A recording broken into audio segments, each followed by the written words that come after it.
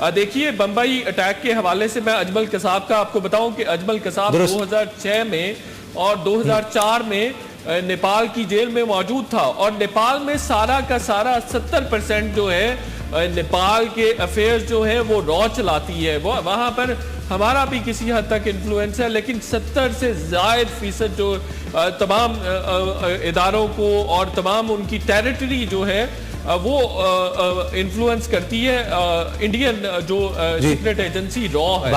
तो वहाँ 2004 से वहाँ अजमल कसाब को पिक किया गया और वो वहाँ पर लेकर जाया गया, और उसके बाद वो बंबई अटैक होता है। और उसके बारे में अभी एक जर्मन ऑथर ने बुक लिखी है जिसमें बहुत सारी चीजें उसने वाजे करने की कोशिश की है। उसने ये कहा कि बुनियादी तौर पर ये कॉन्स्पिरेसी थी मुसलमानों के खिलाफ, पाकिस्तान के खिलाफ। बुनियादी तौर पर इसमें इस्राइल शामिल था, इसमें अमेरिका शामिल था और इसमें इंडिया शामिल था।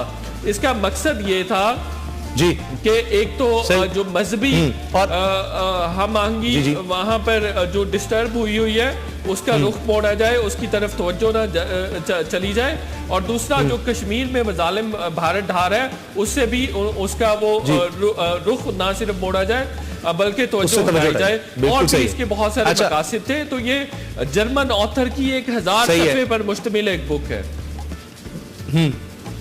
हाँ जी, और जर्मन ऑथर ये कह रहा है, लेकिन हमारे साबिक वज़ीर आज़म जनाब मोहतरम मियां नवाज शरीफ साहब ने इंटरव्यू में ये सारा मलबा पाकिस्तान पर डालने की कोशिश की।